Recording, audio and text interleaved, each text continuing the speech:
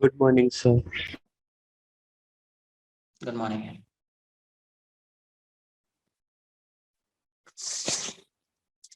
कुछ expression find करेंगे अपन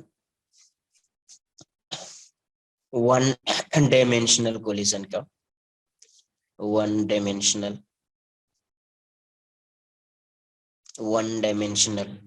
collision one dimensional collision का फाइंड करेंगे और इसी से टू डायमेंशनल भी आ जाएगा।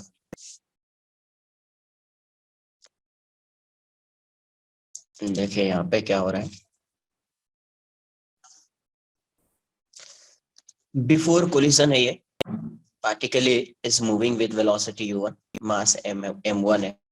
Particle B having mass m2 is moving with velocity u2 और ये ड्यूरिंग कोलिजन होगा। ड्यूरिंग कोलिजन A और B जो है वो सेम वेलोसिटी है। ये है बिफोर कोलिजन। बिफोर कोलिजन है ड्यूरिंग कोलिजन। ड्यूरिंग कोलिजन और ये है आफ्टर कोलिजन। V1 से जा रहा है, B जो है ये V2 से जा रहा है आफ्टर कोलिजन। तो यहाँ पे पता है there is no external force. इसका मतलब using conservation of linear momentum using conservation of linear momentum P initial equals to P final. Using conservation of linear momentum P initial equals to P final. P initial क्या है? M1 U1 M2 U2। Final क्या होगा? M1 V1 plus M2 V2। आप ये भी लिख सकते हैं यहाँ से, ये भी इक्वल हो जाएगा M1 plus M2 into V। ठीक है, यहाँ पे यहाँ से यहाँ लगा सकते हैं, यहाँ से यहाँ लगा सकते हैं, यहाँ से यहाँ लगा सकते हैं, राइट। इसलिए मैंने ऐसा लिख दिया इक्वेशन। अब फर्स्ट केस में फर्स्ट इलास्टिक कोलिजन देख रहे हैं अपन। पहला elastic collision, elastic collision, elastic collision. तो इलास्टिक कोलिजन में E की जो वैल्यू होगी, E की वैल्यू क्या होगी? 1। तो E क्या होगा? Velocity of separation upon velocity of approach along line of impact हो जाएगा V2 minus V1 upon U1 minus U2 equals to 1। तो यहाँ से इस केस में V2 minus V1 equals to क्या हो जाएगा? U1 minus U2। Basically velocity of separation equals to velocity of approach हो जाएगा, राइट। तो यहाँ से V2 की वैल्यू क्या हो जाएगी? V1 plus U1 minus U2 equation. मैं यहाँ पे इस इक्वेशन में ये गिवन है U1 U2 गिवन है, मुझे V1 V2 फाइंड करना है। क्या फाइंड करना है? V1 V2, right. तो मैं इसमें V2 की वैल्यू पुट कर देता हूँ, ये वाली यहाँ पे। तो from 1 and 2, from 1 and 2, 1 and 2 से जब आप वैल्यू पुट करेंगे M1 U1 plus M2 U2 equals to M1 V1 plus M2 V2 की वैल्यू पुट कर दो U1 माइनस U2। मैं डायरेक्ट लिख रहा हूँ यहाँ से, तो आगे सॉल्व हो जाएगा। यहाँ से जब आप फाइंड करेंगे V1, तो V1 की जो वैल्यू आएगी वो देख लीजिए क्या आएगी। V1 की वैल्यू आएगी आपको M1 minus M2 by M1 plus M2 into 1 plus 2M2 by M1 plus M2 into U2। तो V1 की वैल्यू इलास्टिक कोलिजन में क्या हो जाएगी? M1 minus M2 by M1 plus M2 into U1 plus 2M2 by M1 plus M2 into U2। Similarly V2 की value कैसे लिख सकते हैं आप? सिमिलरली V2 इक्वल्स टू, देखिए यहाँ पे V1 है तो ये M2 के साथ आया है 2M2, तो ये हो जाएगा 2M1 by M1 plus M2 into U1। और यहाँ पे V1 है तो M1 minus M2 into U1 वाला टर्म है, तो ये हो जाएगा M2 minus M1 into U2 by M1 plus M2 into relate कर सकते हैं आप। ये इलास्टिक कोलिजन में ये फॉर्मूला हो गया। लर्न करना है कर सकते हैं, वरना इन इलास्टिक कोलिजन का लर्न कर लेना। इलास्टिक कोलिजन के लिए E की वैल्यू क्या पुट कर देना है? E की वैल्यू 1 पुट कर देनी है। तो अभी मैं इन इलास्टिक का बताऊंगा, उसका लर्न करना है और उसमें क्या करना है आपको? E की वैल्यू जो है 1 पुट कर देनी है, राइट। एक बार नोट कर लो।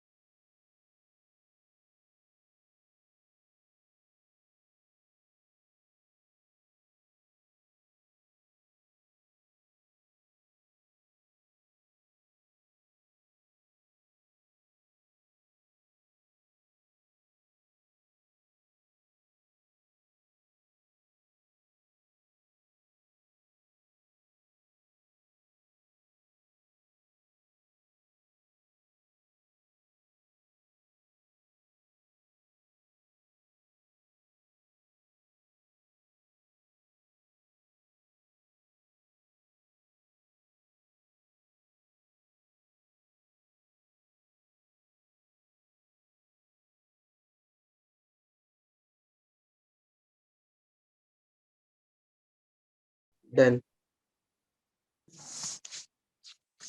इस इलास्टिक कोलिजन में ही अपन देख रहे हैं स्पेशल केसेस। अब क्या देख रहे हैं अपन? इलास्टिक कोलिजन की रहे और इसमें आ रहा है स्पेशल केसेस।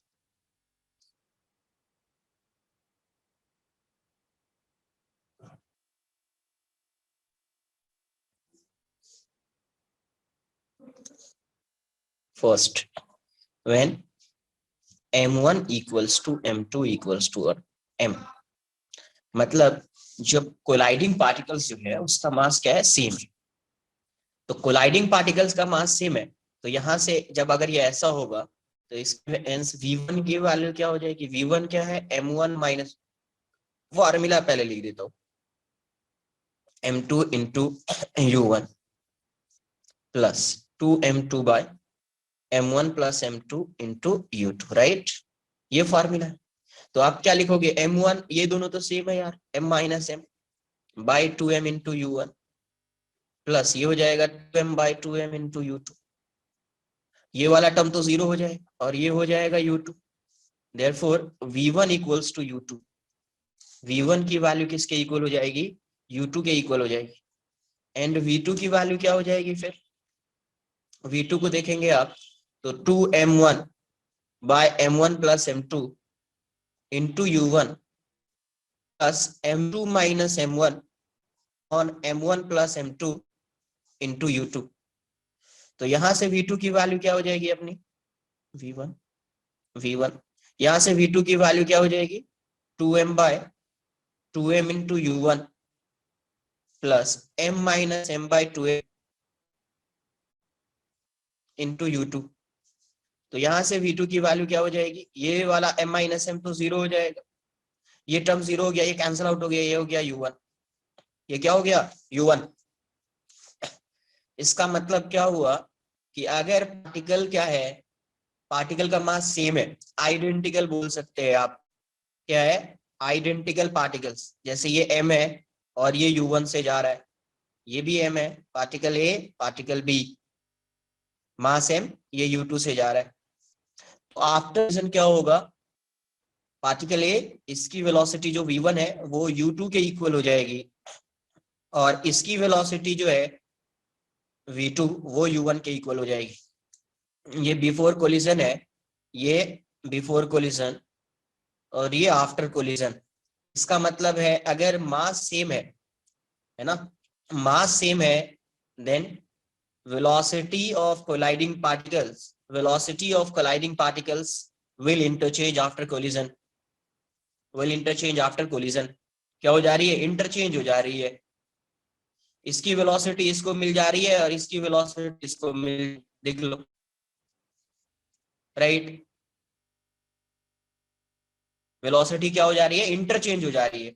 अगर सेम है तो इंटरचेंज हो जाएगी, सेम है तो इंटरचेंज हो जाएगी। सेम अगर यही 2D कोलिजन होता, अगर यही कैसा कोलिजन होता, 2D कोलिजन होता, तो वेलोसिटी इंटरचेंज हो जाती। बट किसके अलोंग वेलोसिटी इंटरचेंज होती, वेलोसिटी जो चेंज हो रही है वो किसके अलोंग चेंज होती है वेलोसिटी,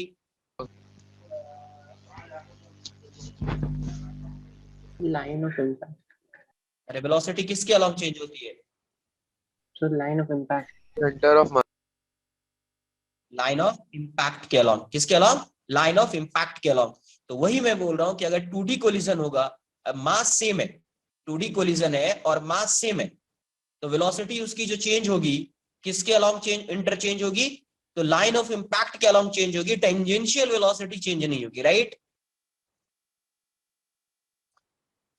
जैसे अगर ये ऐसा है, सपोज ये यू से जा रहा है, मास एम, पार्टिकल ए ये रेस्ट में है, मास एम, पार्टिकल बी ये रेस्ट में है, बिफोर कोलिजन है, बिफोर कोलिजन। ये सब इलास्टिक कोलिजन लिख रहा हूं मैं। तो इलास्टिक कोलिजन अगर होगा तो आफ्टर कोलिजन क्या हो जाएगा, आफ्टर कोलिजन ए मास एम बी, तो देखो ये रेस्ट में था, इसकी वेलोसिटी इसको मिल जाएगी, इसकी वेलोसिटी इसको मिल जाएगी, मतलब अभी ये रेस्ट में आ जाएगा और ये वी वेलोसिटी यू वेलोसिटी से मूव करेगा, राइट। क्लियर है। ये किस में होगा, इलास्टिक कोलिजन में, किस में होगा ये, इलास्टिक कोलिजन में। इसकी वेलोसिटी इसको मिल जाएगी, इसकी वेलोसिटी इसको मिल जाएगी, इसकी कोई वेलोसिटी है ही नहीं, ये रेस्ट में, ये रेस्ट में, तो आफ्टर कोलिजन ये रेस्ट में आ जाएगा और इसकी वेलोसिटी इसको मिल जाएगी यू। ये कभी होगा जब मास सेम होगा, मास क्या होगा, सेम होगा, ठीक है, नोट कर लो। Sir. यस। सर ये जो भी सारा केसेस हम कर रहे हैं उसमें we are not considering friction ना, नहीं तो हम कंजर्वेशन ऑफ लीनियर मोमेंटम नहीं लगा पाएंगे। अगर conservation of linear momentum starting में लगा दिया है, इसका क्या मतलब है, सर मतलब एक्सटर्नल फोर्स नहीं है। जीरो है, इसका मतलब फ्रिक्शन भी एक्ट नहीं कर रहा होगा, राइट। यस।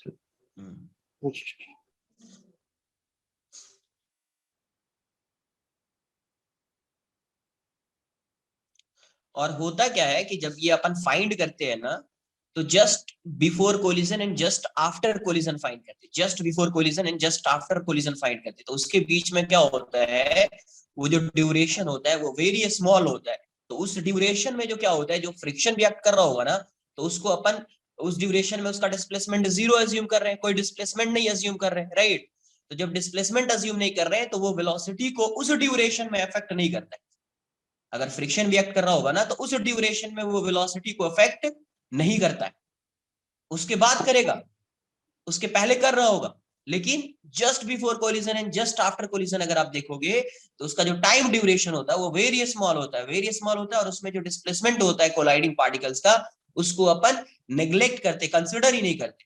जब कंसिडर नहीं कर रहे हैं, इसका मतलब ये हुआ कि आप कंजर्वेशन ऑफ मोमेंटम यूज कर सकते हैं, क्योंकि फ्रिक्शन का कोई इफेक्ट कंसिडर ही नहीं किया जा रहा है, क्योंकि उस वो टाइम ड्यूरेशन क्या है, वेरी स्मॉल है। जब टाइम ड्यूरेशन स्मॉल होगा तो डिस्प्लेसमेंट जो होगा वो टेंडिंग टू जीरो होगा, उसको कंसिडर नहीं करेंगे, ठीक है, नोट कर लीजिए। Okay.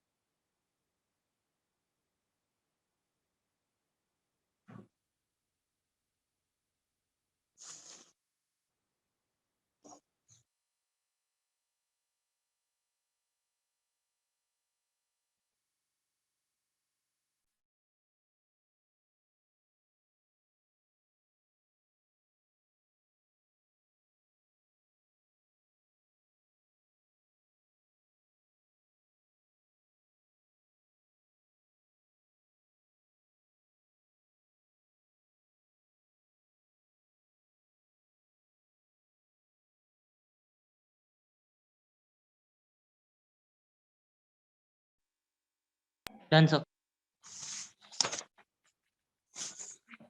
Case 2. When M2 is much greater than M1. M1 is much greater than M2. ये भी हो सकता है, एक केस बना देता हूं मैं दोनों का। When M2 is much greater than M1, तो यहां से क्या आ जाएगा, V1 की वैल्यू क्या हो जाएगी, V1 क्या है आपका, या V1 V1 इक्वल्स टू, मैं लिख देता हूं पहले M1 minus M2 by M1 plus M2 into U1 plus 2M2 by M1 plus M2 into U2। तो ये जो जैसे अभी अपन ने पढ़ा ये वेलोसिटी इंटरचेंज हो जाता है, वो 2D में भी होगा, तो 2D का अलग से नहीं बताने वाला, समझ में आना चाहिए कि लाइन ऑफ इंपैक्ट के अलोंग वेलोसिटी यहाँ पे चेंज हो रही है, ये सेम आएगा 2D में, सेम क्या आएगा 2D में। अब यहाँ से देखो M2 much greater than M1 है, इसका मतलब ये है कि आप M1 को नेग्लेक्ट कर सकते हैं M2 के रेस्पेक्ट में, because M2 is much greater than M1, right. तो मैं क्या करता हूँ M2 को नेग्लेक्ट, M1 को नेग्लेक्ट कर देता हूँ M2 के रेस्पेक्ट में, तो ये क्या हो जाएगा minus M2 bye M2 into U1, और ये हो जाएगा 2M2 bye M2 into U2। तो यहां से ये वाली वैल्यू क्या आ जा रही, V1 is minus U1 plus 2U2, तो V1 की वैल्यू क्या हो गई आपकी 2U2 माइनस U1, ये अभी V1 की वेलोसिटी हो जाएगी, पार्टिकल 1 की वेलोसिटी हो जाएगी, पार्टिकल 1 की वेलोसिटी हो जाएगी। एंड V2 की वैल्यू क्या हो जाएगी, V2 क्या हो जाएगा, V2 जो है, V2 का पहले लिख देता हूं मैं, क्या था 2M2 by M1 plus M2 into U1 plus M2 minus M1 upon M1 plus M2 into U2। तो यहां से V2 की वैल्यू क्या हो जाएगी, V2 इज M2 को रखेंगे, M1 को नेग्लेक्ट कर देते हैं अपन, M2 इंटू, नहीं सॉरी 2M1 होगा ना, ये M2 क्यों होगा M1, तो ये M1 बाय M2 हो जाएगा इंटू U1, ये M2 bye M2 into U2। अब देखो M1 is much smaller than M2, तो ये पूरा टर्म नेग्लेक्ट कर देंगे, जीरो हो जाएगा, टेंडिंग टू जीरो है ये term, right, because M2 is much greater than M1। तो इस केस में V2 की वैल्यू, पूरा टर्म जीरो हो गया, ये 1 आ जाएगा, ये वाली वैल्यू U2 हो जाएगी, V2 की वैल्यू क्या हो जाएगी U2 हो जाएगी। तो मतलब सेकेंड पार्टिकल जो है, सेकेंड पार्टिकल अपने वेलोसिटी को चेंज करेगा ही नहीं, सेकेंड पार्टिकल की जो हेवियर पार्टिकल होगा उसकी वेलोसिटी अभी भी वही है, पहले U2 थी अभी भी वही है, बट फर्स्ट पार्टिकल जो लाइटर पार्टिकल है उसकी वेलोसिटी क्या हो गई, V1 equals to 2U2 minus U1, 2U2 minus U1, right. जैसे अगर मैं रेस्ट का केस लूं, मैं ऐसा एक एग्जांपल लूं कि ये पार्टिकल है, ये मास M1 है और ये U1 से जा रहा है A, और B जो है इसका मास M2 है और M2 is much greater than M1, ऐसा अज्यूम कर रहे हैं, और ये रेस्ट में है, ये किस में है, रेस्ट,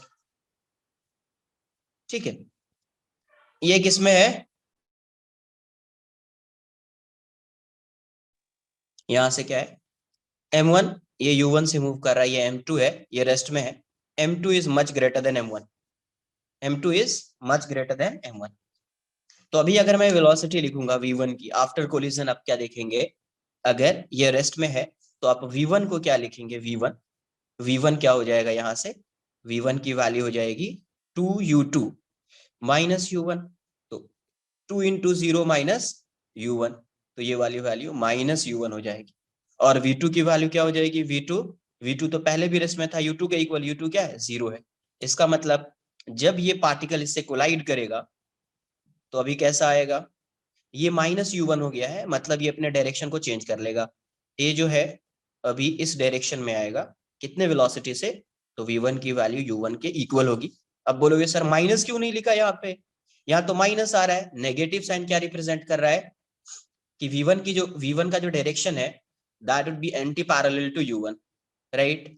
तो U1 इस डायरेक्शन में, तो V1 इस साइड आएगा, और इसका मैग्नीट्यूड तो U1 ही रहेगा, मैग्नीट्यूड तो चेंज नहीं हो रहा है, मैग्नीट्यूड U1 ही रहेगा, इस डायरेक्शन में जा रहा है, राइट। और ये जो है m2, ये ब्लॉक बी मान लीजिए, पार्टिकल बी, ये m2 है, तो ये तो अभी भी रेस्ट में ही रहेगा, ये अभी भी रेस्ट में ही रहेगा। क्लियर है? नोट कर लीजिए आप।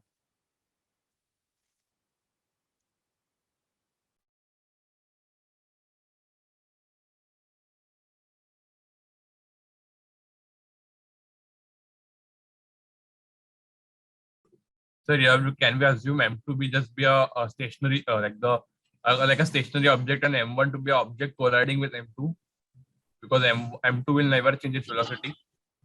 वेट फिर से एक बार रिपीट करो।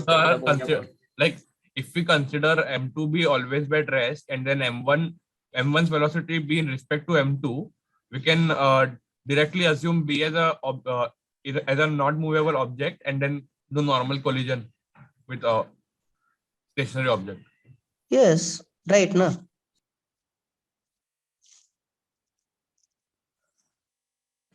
राइट, वो तो हमेशा होगा ना, किसी भी केस में आएगा, है ना? किसी भी केस में वो आ जाएगा।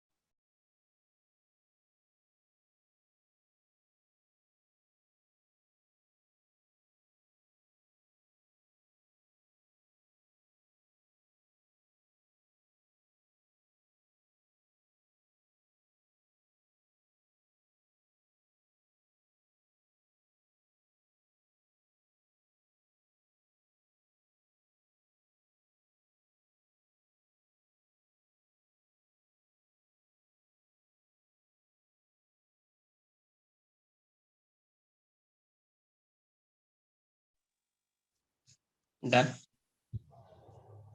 सर हम लोग इधर सब कुछ M2 के रिस्पेक्ट में कंसीडर कर रहे हैं ना, मतलब वैसे जो सब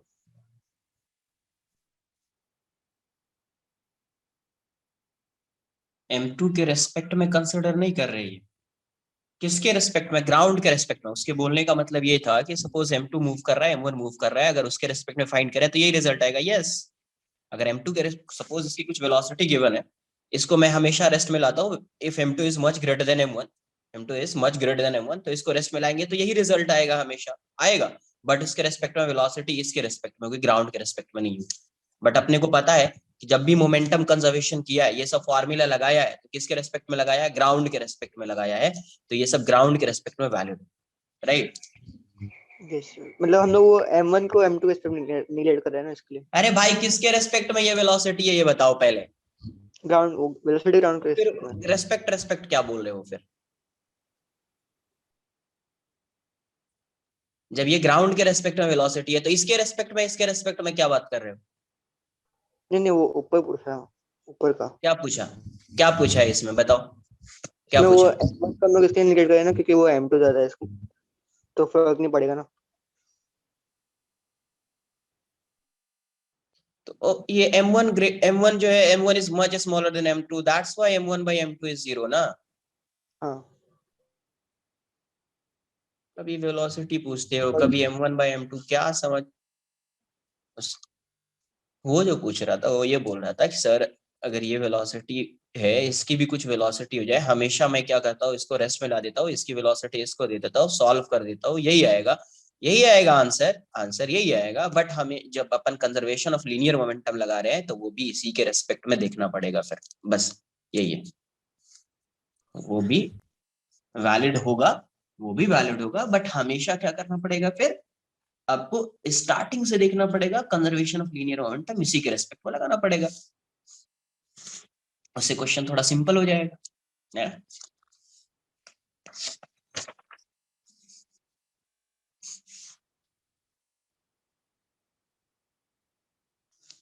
next second, in elastic collision.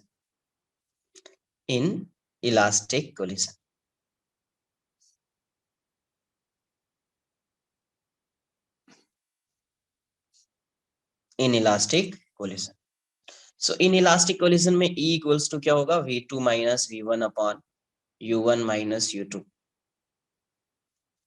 E equals to V2 minus V1 upon U1 minus U2। तो यहां से EU1 minus EU2 equals to V2 minus V1।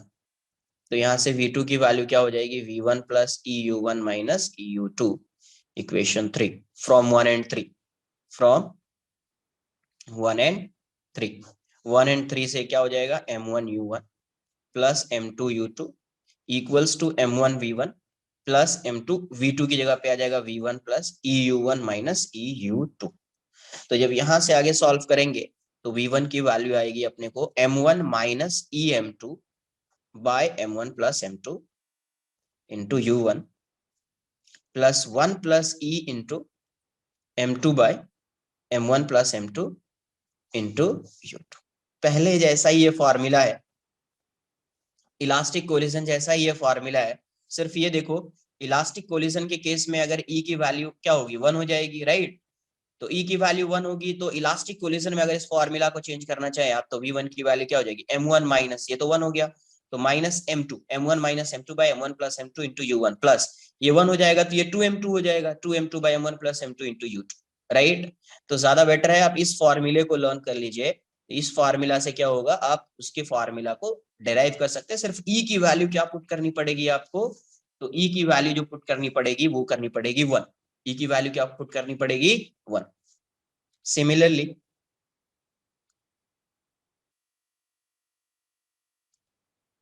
Sir वो इक्वेशन 1 वाज दैट वन ना जो हमने इलास्टिक में निकाला था, क्या,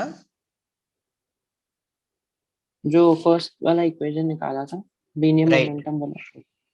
उसी वही है इक्वेशन 1 वही है, ओके है ना, वही M1 U1 plus M2 U2 equals to M1 V1 plus M2 V2, तो ये आ जाएगा। सिमिलरली अगर आप देखेंगे V2 की वैल्यू तो V2 हो जाएगा 1 प्लस E, जहां पे 2 है वहां पे 1 plus E into M1 by M1 plus M2 into U1 plus ये हो जाएगा M2 minus E M1 by M1 plus M2 into U2 into उसी टाइप का फॉर्मूला है, सिर्फ यहाँ पे एक एक्स्ट्रा टर्म आ जा रहा है E, वो समझ में आना चाहिए कि कहाँ पे E आएगा, और E की वैल्यू अगर आपने 1 पुट कर दी तो you will get the value of V1 and V2 in case of elastic collision, in case of elastic collision, right.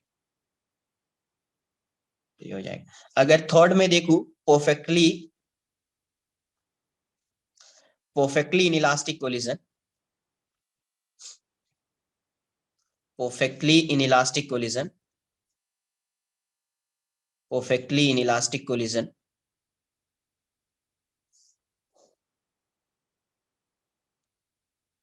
तो यहां से स्क्रीन लैग हो रहा है।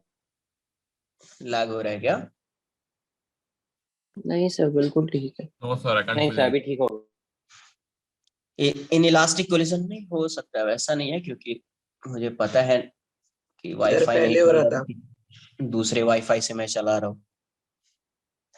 Perfectly inelastic collision E equals to 0, E equals to 0 है तो ये हो जाएगा V2 minus V1 upon U1 minus U2 equals to 0, तो V2 माइनस V1 की वैल्यू 0 हो जाएगी, therefore V2 equals to V1, इसी को मैं V अज्यूम कर लेता हूँ, लेट्स से V, तो यहां से फ्रॉम इक्वेशन 1, फ्रॉम इसको 4 अज्यूम कर लेते हैं, फ्रॉम 1 and 4 क्या हो जाएगा M1 U1 plus M2 U2 equals to M1 V1 plus ये m2 v2 को m2 इसको भी v लिख सकते हैं और इसको भी v लिख देंगे, तो v की वैल्यू क्या हो जाएगी m1u1 plus m2u2 by m1 plus, right.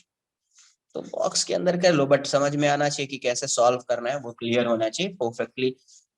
Elastic collision, in elastic collision and perfectly inelastic collision, आप ये लर्न कर लो ये फॉर्मूला, इससे elastic, in elastic, perfectly in elastic सब आ जाएगा, नोट कर लो।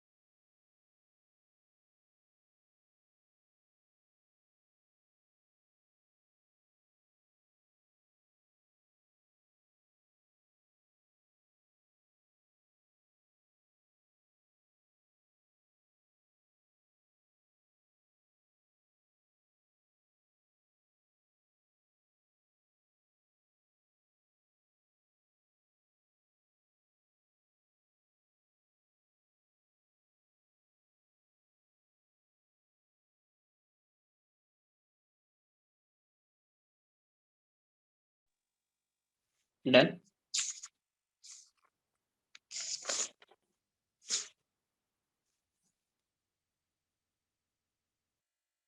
नेक्स्ट हेडिंग रहेगा loss in kinetic energy during collision.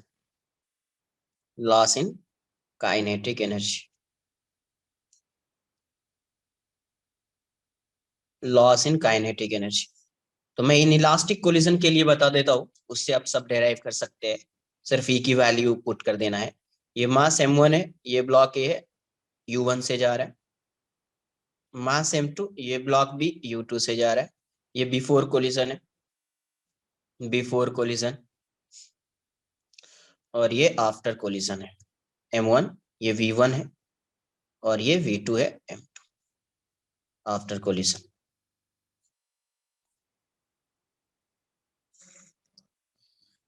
तो लॉस इन काइनेटिक एनर्जी क्या आ जाएगा? लॉस इन काइनेटिक एनर्जी ये हो जाएगा, लॉस जब फाइंड करते हैं तो इनिशियल माइनस फाइनल होता है, इनिशियल माइनस फाइनल होता है। तो इनिशियल क्या है इसका? Half m1 u1 square plus half m2 u2 square. Final इसका क्या हो जाएगा? Half m1 v1 square plus half m2 v2 square. तो यहां से जब आप पुट करेंगे half m1 u1 square plus half m2 u2 square, जब आप v की वैल्यू पुट करेंगे, तो मैं एक बार v की वैल्यू पुट कर देता हूं। ये क्या है आपका? m1 माइनस ई m2, या v1 को मैं यहाँ पे लिख देता हूँ, फिर डायरेक्ट आंसर लिख देंगे, नहीं तो फिर कैलकुलेशन थोड़ा लेंदी होगा। यहाँ से v1 की वैल्यू क्या है? v1 is m1 minus e m2 by m1 plus m2 into u1 plus 1 plus e into m1 m2 by m1 plus m2 into u2, right. And v2 की वैल्यू क्या है? v2 है आपका 1 plus e into m1 by m1 plus m2 plus m2 minus e m1 by m1 plus m2 into u2। तो जब आप इस value को यहाँ पे पुट करेंगे तो लॉस इन काइनेटिक एनर्जी का जो फॉर्मूला बनेगा वो कुछ ऐसा आएगा, half m1 m2 by m1 plus m2 into u1 minus u2 का square into 1 minus e square. तो basically loss in kinetic energy क्या आ रहा है? लॉस इन के ई ये आ जा रहा है आपका half m1 m2 means mu, ये u रिलेटिव बोल सकते हैं आप, u रिलेटिव का square into 1 minus e square, 1 minus e square. तो आप आगे से इस फॉर्मूले को आप लर्न कर लीजिए, कोई भी रहेगा आंसर आ जाएगा, कैसा भी रहेगा। 1 ये हो जाएगा mu 1 minus e square into u relative का स्क्वायर। ये आ गया लॉस इन काइनेटिक एनर्जी। जब आप v1 v2 की वैल्यू इसमें पुट करेंगे और फिर फाइनल एक्सप्रेशन अपना कुछ ऐसा आएगा, फाइनल एक्सप्रेशन अपना ऐसा आएगा।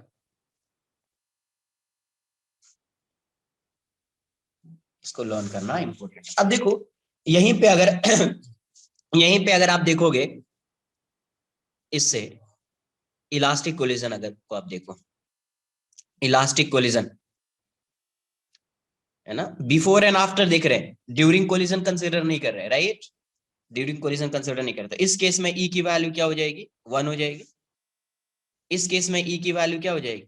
यहाँ पे बिफोर लिखा है, यहाँ पे आफ्टर। ड्यूरिंग का कंसीडर नहीं कर रहे हैं। पता है कि ड्यूरिंग कोलिजन में पार्टिकल, दोनों पार्टिकल की वेलोसिटी सेम होगी, just like in elastic, perfectly inelastic collision हो जाएगा वो अभी नहीं कंसीडर कर रहे हैं, बिफोर एंड आफ्टर देख रहे हैं। ई की वैल्यू 1 होगी, है ना।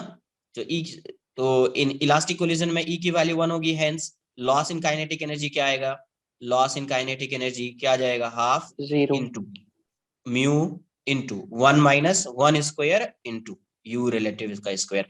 तो ये 0 आ जाएगा, 1 माइनस 1 0, तो लॉस इन काइनेटिक एनर्जी 0 आ जाएगा। होता भी है, होता है या नहीं होता है? yes अगर परफेक्टली इन इलास्टिक कोलिजन की बात करेंगे, perfectly inelastic collision, perfectly inelastic collision, तो परफेक्टली इन इलास्टिक कोलिजन में ई की वैल्यू 0 होती है। तो देखो ये 0 हो गया, ये 0 हो गया, ये वाली वैल्यू, ये वाली वैल्यू, ये वाली वैल्यू तो सबके लिए सेम है। कौन सी वैल्यू वैरी करेगी? Elastic collision, perfectly inelastic collision या इन इलास्टिक कोलिजन में ये वाली वैल्यू सिर्फ वैरी करेगी, बाकी सब तो सेम है। ये वाली वैल्यू वैरी करेगी। तो ये अगर मैक्सिमम इसकी वैल्यू कितनी हो सकती है? 1। अगर ये 1 हो गया तो loss in kinetic energy minimum होगा और कितना हो जाएगा 0। अगर ये मिनिमम होगा तो loss in kinetic energy maximum हो जाएगा।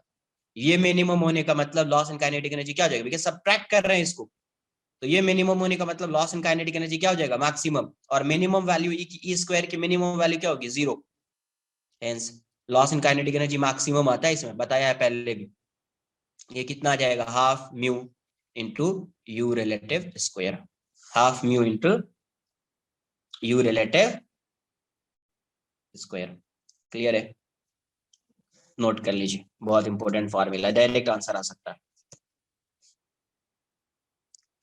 तो इसको लर्न कर लो, इलास्टिक है, इन इलास्टिक है, परफेक्टली इन इलास्टिक है, कुछ भी आप पुट कर दीजिए, है ना। Sir, तो वो sir, E can never be less than 0, no?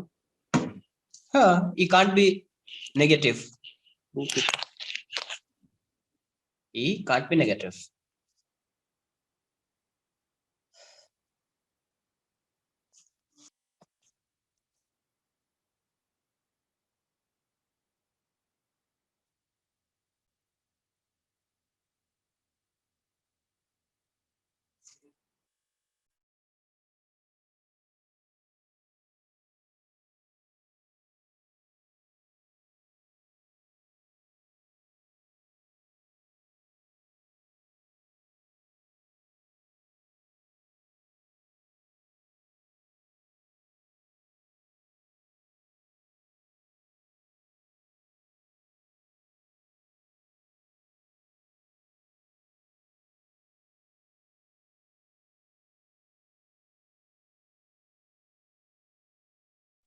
या आप ऐसे भी फाइंड कर सकते थे, आपने ये फाइंड कर लिया u1 u2 v1 v2 formula लगा के पुट कर लिया, फाइंड कर लिया, और फिर फाइनल इनिशियल फाइंड कर लिया, फिर फाइनल फाइंड कर लिया, सबट्रैक्ट कर दिया, you will get the value of loss in kinetic energy, right. You will get the value of loss in kinetic energy. But अगर आपको फार्मूला पता है तो आप डायरेक्ट फाइंड कर सकते हैं। मैं इससे भी फाइंड करूंगा, इसको एक बार चेक करूंगा, मैं क्रॉस चेक करना पड़ेगा, राइट लिखा है या रॉन्ग। और एक बार मैं इससे भी फाइंड करूँ, एक ही क्वेश्चन करेंगे, उसमें देखेंगे, इससे भी फाइंड करेंगे और इससे एक फार्मूला से डायरेक्ट फाइंड करेंगे, आंसर सेम आ रहा है या नहीं आ रहा है, क्रॉस चेक करता हूँ।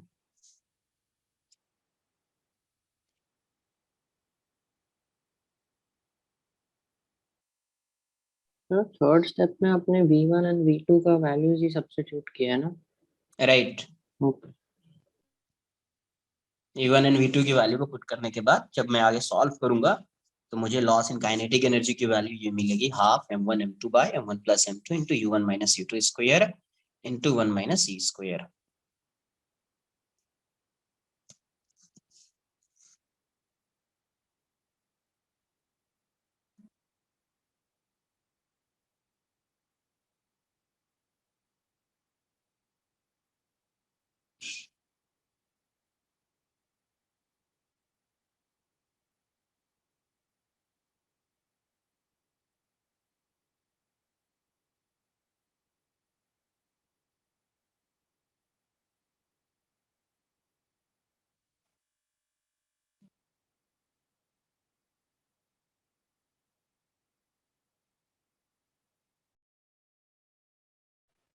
सर इनइलास्टिक कोलिजन में हमको पहले ई ढूंढना पड़ेगा, फिर फॉर्मूला में डालने का ना। क्या चीज, इनइलास्टिक कोलिजन में ई का वैल्यू 0 होगा ना, मतलब वैरी अरे करेगा ये गिवन होगा, क्यों टेंशन ले रहे हो यार। जब ये क्वेश्चन आपसे पूछा जाएगा ना, लॉस इन काइनेटिक एनर्जी, ई की वैल्यू गिवन, नहीं तो कोई ऐसा इंफॉर्मेशन गिवन होगा जिससे फाइंड कर सकते हैं वैल्यू ऑफ ई, ठीक है। यस ई गिवन नहीं होगा, then how you can find the value v1 and v2। Sir एक मिनट बस लो part.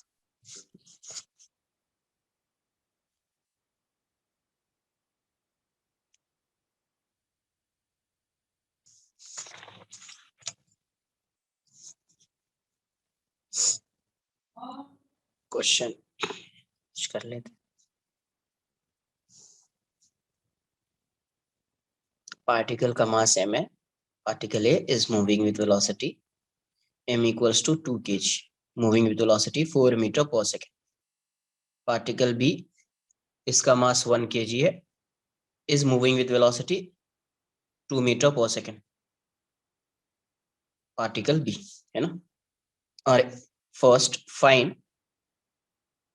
the velocity of, find the velocity of A and B in case of elastic collision. Case of elastic collision. Second, find the velocity of A and B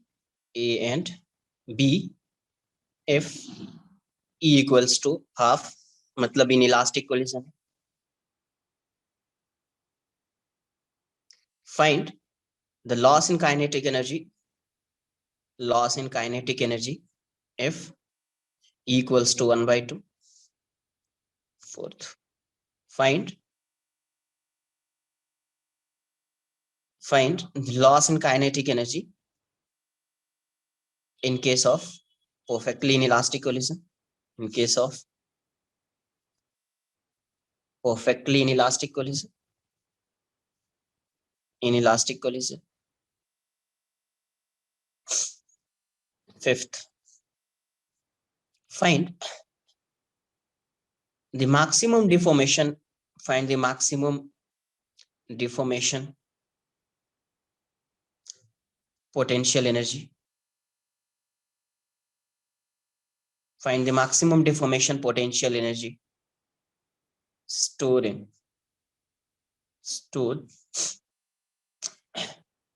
during elastic collision. Elastic collision. Sir B का velocity क्या है? 2 meter per second. Okay. Particle A is moving with velocity 4 meter per second. Particle B is moving with velocity 2 meter per second. इसका मास 2 kg ले लिया है, इसका मास 1 kg consider किया है. ये A है, ये B है. फर्स्ट क्वेश्चन है find the velocity of A and B in case of elastic collision. A and B का मतलब क्या? Find the velocity of A and B in case of elastic collision. Find the मतलब क्या? Just after collision की बात कर रही है, राइट? आफ्टर कोलिजन की बात करें, ब्रैकेट में लिख देता हूँ आफ्टर कोलिजन, नहीं तो फिर समझ में आएगा कि यही तो पूछ तो नहीं रहे. ये भी आफ्टर कोलिजन है, आफ्टर कोलिजन, राइट? यहाँ पे भी है ये find the loss in kinetic energy, वो समझ में आ जाएगा कि आफ्टर कोलिजन बिफोर कोलिजन, ये सब आगे समझ रहे हैं.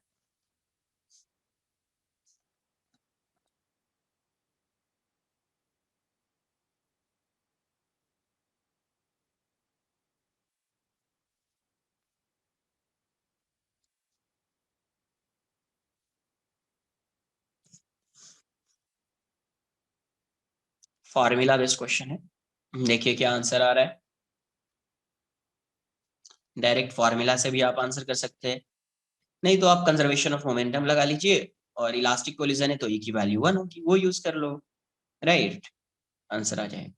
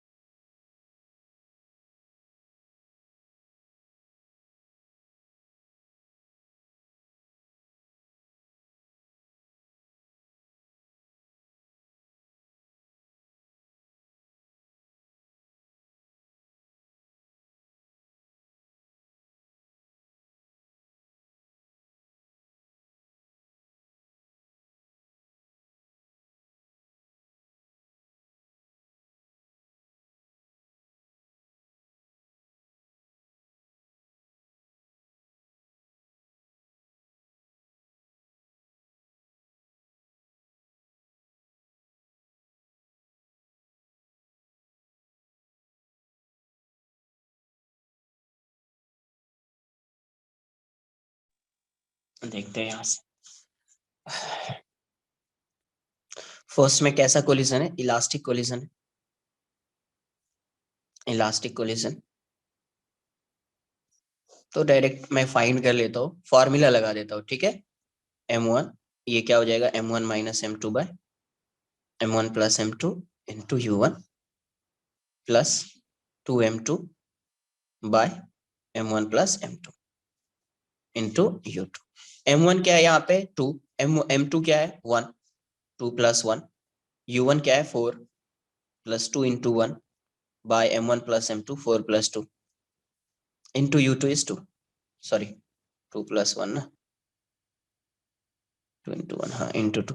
ये कितना हो जाएगा 1/3 इंटू 4 प्लस 2/3 इंटू 2, तो ये 4/3 प्लस 4/3 8/3 मीटर पर सेकेंड आ जाएगा। v2 की वैल्यू क्या हो जाएगी 2m1 by m1 plus m2 into u1 plus m2 minus m1 by m1 plus m2 into u2। तो यहाँ से 2 into 2 by 2 plus 1 into 4 plus 1 minus 2 by 2 plus 1 into 2। तो ये वाली वैल्यू 4/3 इंटू 4 और ये हो जाएगा माइनस 1/3 इंटू 2, तो ये 16/3 माइनस 2/3 कितना जाएगा 14/3 मीटर पर सेकेंड। नोट कर लो पहले इसको।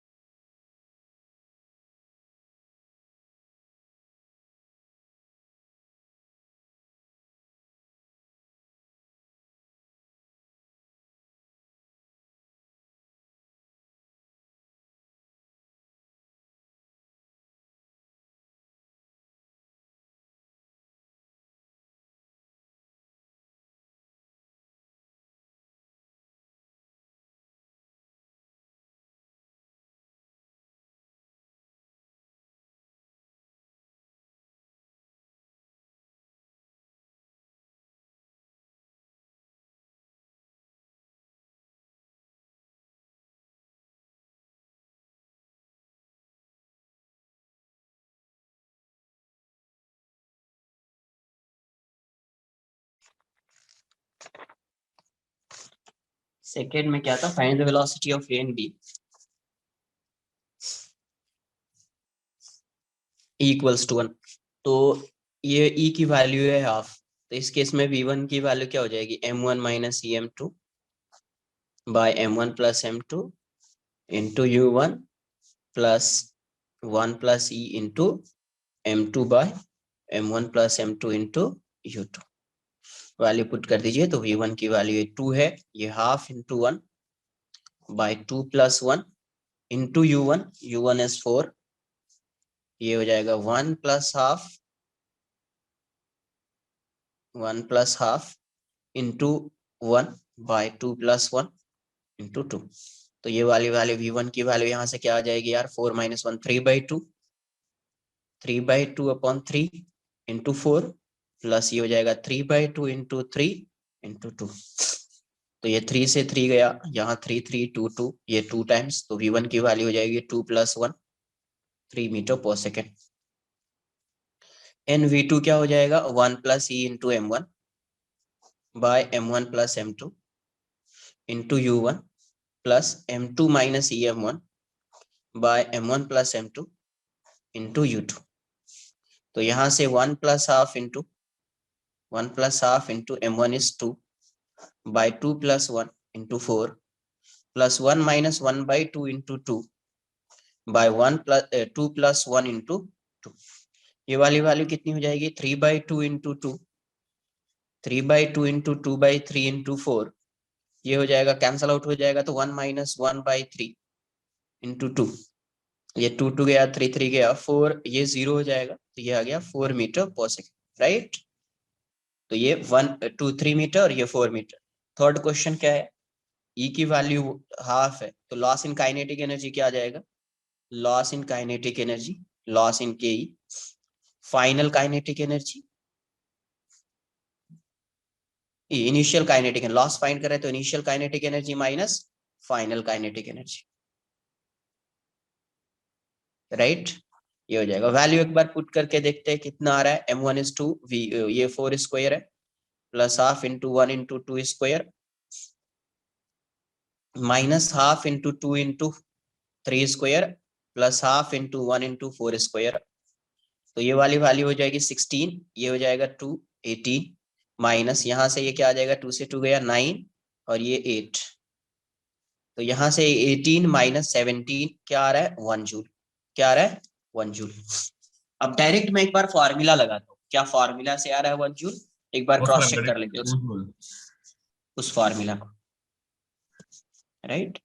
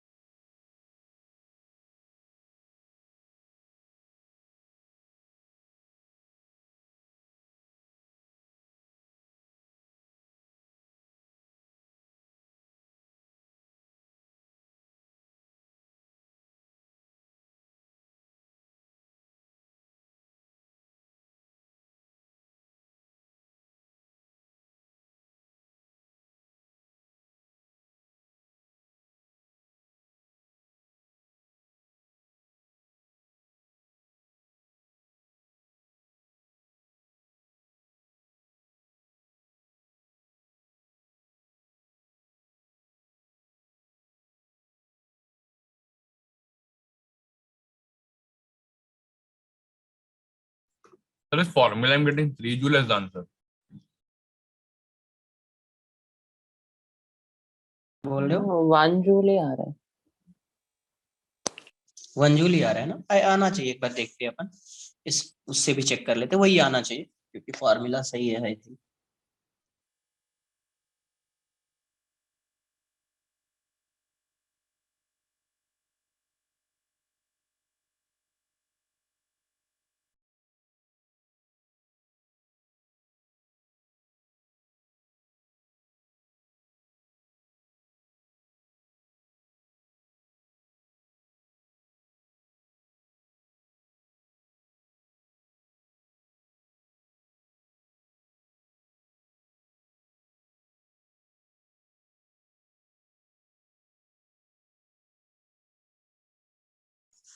तो अब यहाँ से अगर मैं डायरेक्ट फॉर्मूला से एक बार उसको मैं क्रॉस चेक करता हूँ, देखते हैं क्या है, करेक्ट है या नहीं है, alternatively.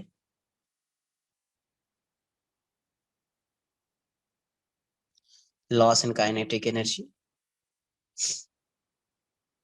Half mu into 1 minus e square into u relative, u relative का स्क्वायर, तो half mu is m1 m2 by m1 plus m2 into 1 minus ये हाफ का स्क्वायर हो जाएगा, ये u1 माइनस u2 का स्क्वायर हो जाएगा, तो half into 2 into 1 by 2 plus 1 into 1 minus 1 by 4 into 4 minus 2 का स्क्वायर, तो ये हाफ इंटू 2/3 हो जाएगा और ये 3/4 हो जाएगा और ये 2 का स्क्वायर 4 हो जाएगा, 4 से 4 गया, 3 से 3 गया, 2 से 2 गया, आंसर 1 जूल आ रहा है।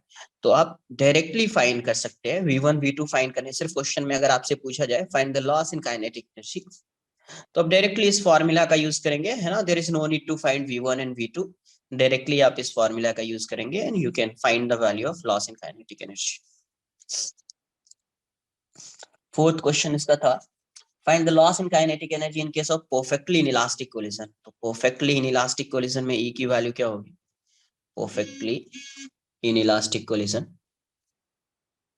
perfectly inelastic collision, तो perfectly inelastic collision के लिए E की वैल्यू क्या होगी, 0, perfectly inelastic collision में E की वैल्यू क्या होगी, 0, राइट। E की वैल्यू 0 होगी तो loss in kinetic energy find करना है, तो लॉस इन काइनेटिक एनर्जी क्या हो जाएगा? Loss in kinetic energy is half mu into 1 minus e square into u relative का स्क्वायर हो जाएगा। तो ये हो जाएगा half m1 m2 by m1 plus m2 into 1 minus 0 square into u1 minus u2 का स्क्वायर। तो हाफ हो जाएगा, ये हो जाएगा 2 इंटू 1 बाय 2 प्लस 1 इंटू 1, ये हो जाएगा 4 माइनस 2 का स्क्वायर। तो ये हो जाएगा हाफ इंटू 2/3 और ये हो जाएगा 2 का स्क्वायर, तो 4 हो जाएगा। यहाँ से यहाँ गया तो लॉस इन काइनेटिक एनर्जी कितनी हो गई? 4/3 जूल। 4/3 जूल। फिफ्थ क्वेश्चन क्या था आपका? Find the maximum deformation potential energy stored during elastic collision. अब ये बताओ, मैक्सिमम डिफॉर्मेशन पोटेंशियल एनर्जी ये m1 है, u1 से जा रहा है, ये m2 है, u2 से जा रहा है। अब इलास्टिक कोलिजन में भी maximum deformation potential energy stored कितना आ जाएगा? ये कभी होगा जब ये During दोनों collision. कांटेक्ट में रहे, राइट? यही रहेगा ना, तभी होगा ना यार, क्योंकि जैसे ये सेपरेट होगा तो ये अपने शेप को रीगेन करेगा तो फिर से डिफॉर्मेशन पोटेंशियल एनर्जी जीरो हो जाएगा। तो डिफॉर्मेशन पोटेंशियल एनर्जी मैक्सिमम कभी होगा? During collision. क्लियर है? अरे हाँ या Yes, ना? sir. तो मैक्सिमम डिफॉर्मेशन पोटेंशियल एनर्जी ये कभी आएगा? ये कभी आएगा? ये आएगा ड्यूरिंग कोलिजन। तो ड्यूरिंग कोलिजन इलास्टिक हो, इनइलास्टिक हो या परफेक्टली इनइलास्टिक हो, कुछ भी हो, आपको यही कंसिडर करना है। तो ड्यूरिंग कोलिजन तो ये जस्ट लाइक किसके कैसा बन जाएगा? ये परफेक्टली इनइलास्टिक हो जाएगा क्या? अरे अभी तो वैसा ही है ना। Yes. मतलब That's इस केस में आप जो लॉस आएगा वही किस में आ जाएगा? Loss in kinetic energy. Maximum deformation potential energy equals to loss in K, right? और ये वाली वैल्यू क्या हो जाएगी? Half mu into 1 minus e square into u1 minus u2 का स्क्वायर। तो ये हो जाएगा हाफ, ये हो जाएगा 2 इंटू 1/2 प्लस 1, ये हो जाएगा 1 माइनस 0। 1 नहीं, ऐसा नहीं कि किसी ने सर इलास्टिक कोलिजन था आपने 1 क्यों पुट नहीं किया? यहाँ पे 1 कभी पुट करते, बिफोर एंड आफ्टर देखते तभी पुट करते, राइट? अब ये दोनों एक साथ मूव कर रहा है, ये ड्यूरिंग कोलिजन है। ड्यूरिंग कोलिजन है, जैसे ये सेपरेट होगा इलास्टिक पोटेंशियल एनर्जी जीरो हो जाएगी, मतलब डिफॉर्मेशन पोटेंशियल एनर्जी जीरो हो जाएगी, अभी मैक्सिमम होगी इसमें स्टोर। तो ये कैसा केस हो गया? तो ये इनइलास्टिक टाइप का केस हो गया। तो ई की वैल्यू को आपको 0 पुट करना पड़ेगा, राइट? और ये हो जाएगा 4 माइनस 2 का स्क्वायर। जब आप ये सेम ऐसा ही आ जाएगा, आंसर हो जाएगा 4/3।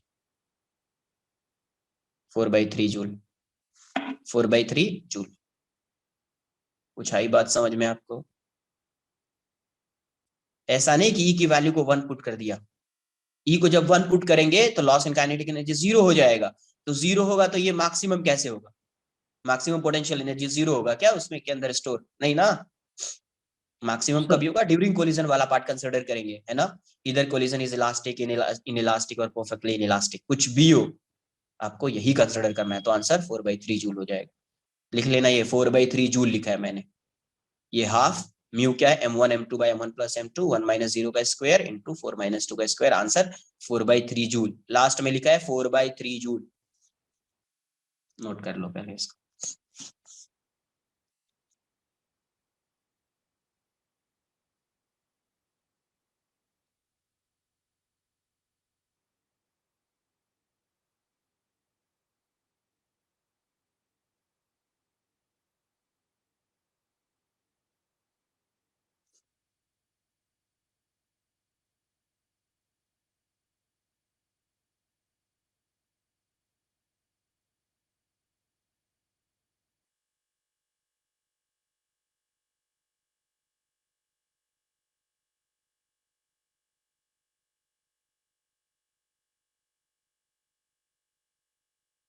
सेकंड एंड थर्ड क्वेश्चन में तो कोलिजन इलास्टिक इनइलास्टिक के उससे फर्क नहीं पड़ने वाला ना?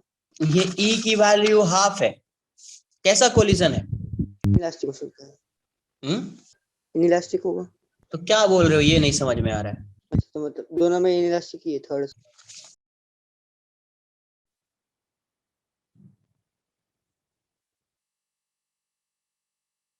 सर वो max deformation P equal loss in K during collision होगा ना? Yes yes. Sir can we say that all collisions मतलब ड्यूरिंग द कोलिजन वाला पार्ट आर आपके लिए सेम परफेक्टली। होगा, राइट राइट राइट अच्छा, राइट। तो उसके बाद जो होता है कोलिजन के बाद फिर डिफरेंशिएट कर देता है, यस इलास्टिक है। Yes yes.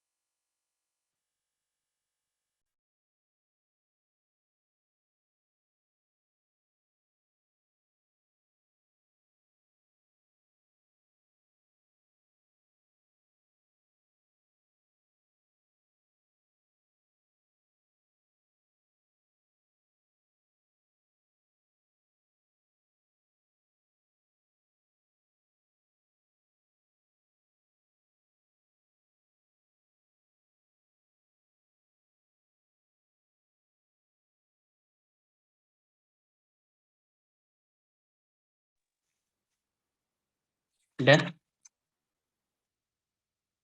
Yes, sir.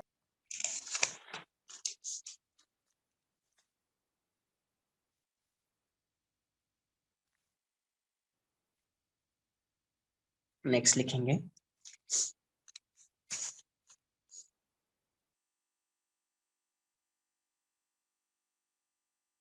Bouncing a ball.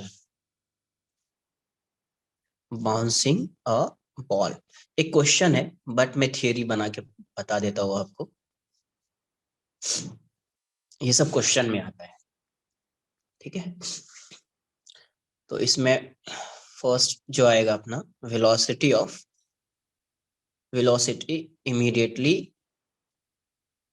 immediately after nth rebound। समझिए क्या है एक बार। ये एक सरफेस है, ये एक बॉल है।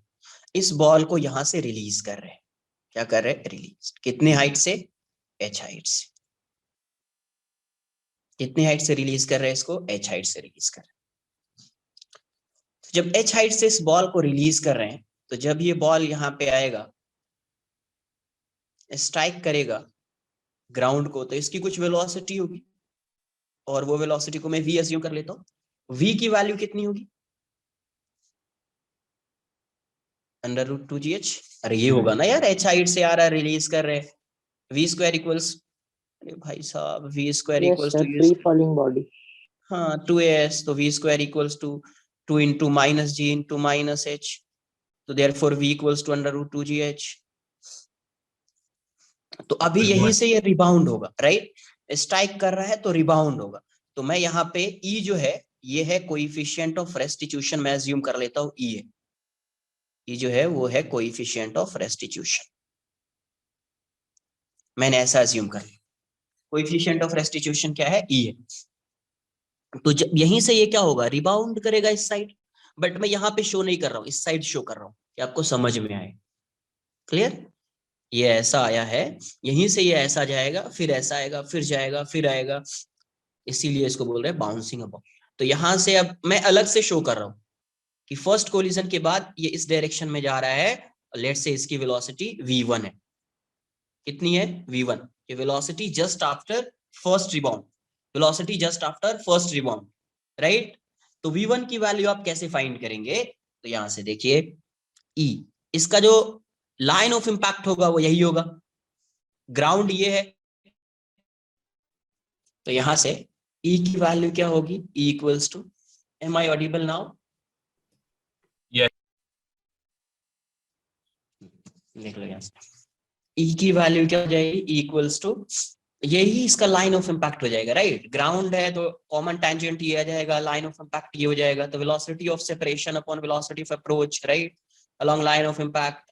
तो E की वैल्यू को आप क्या लिखोगे, वेलोसिटी ऑफ सेपरेशन, ये सेपरेट हो रहा है तो V1 ग्राउंड रेस्ट में, और ये बॉल इसको अप्रोच कर रहा है, तो जस्ट बिफोर कोलिजन इसकी वेलोसिटी V है, तो V माइनस 0, तो EV equals to V1, therefore V1 की वैल्यू क्या हो जाएगी, EV, V1 की वैल्यू क्या हो जाएगी, EV, राइट? तो V1 की वैल्यू EV, मतलब इसकी वैल्यू क्या हो गई, V1 EV हो गई।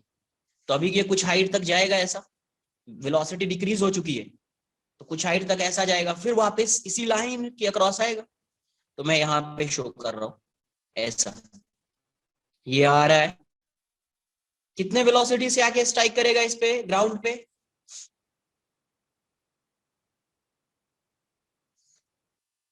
ये वेलोसिटी आफ्टर फर्स्ट कोलिजन है ना यार, velocity To GH1. After first rebound.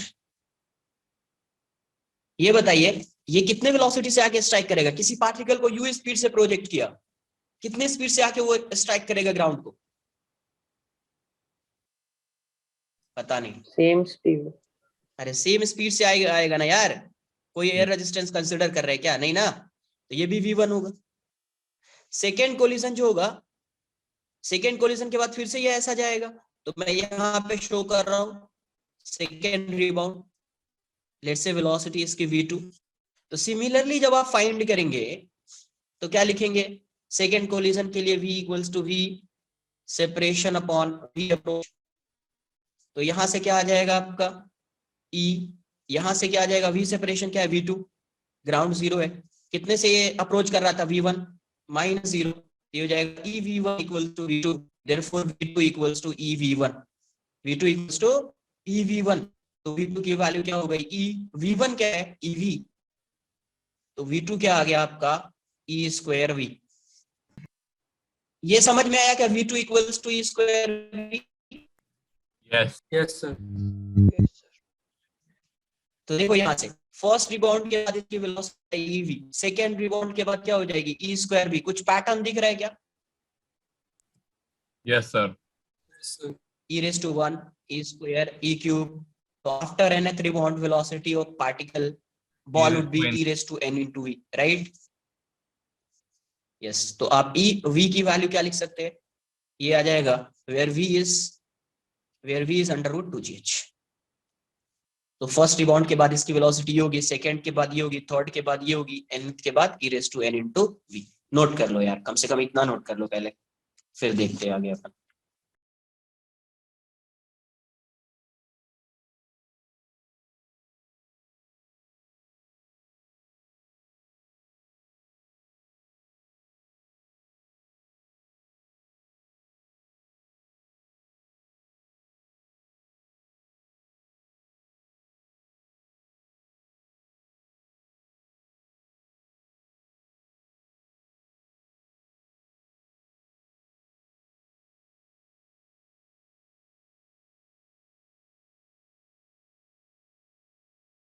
Sir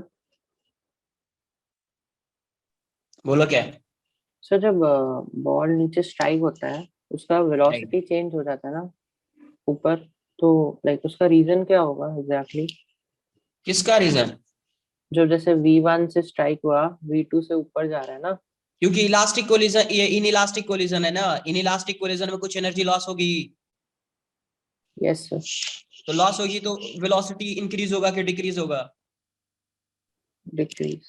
तो इसीलिए तो आ रहा है EV। यस भाई साहब सर, पूरा जो कोलिजन है ना काफी अच्छे से एक्सप्लेन किया है हर चीज को, क्यों वेलोसिटी डिक्रीज हो रही है, क्यों क्या हो रहा है, हर कुछ एक्सप्लेन किया है, देखिए एक बार।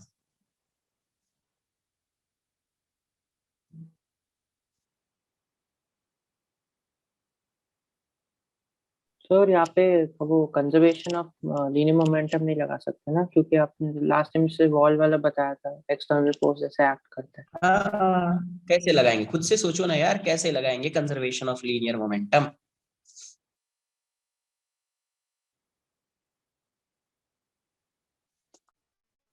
ठीक है, चलो बाय, टेक केयर।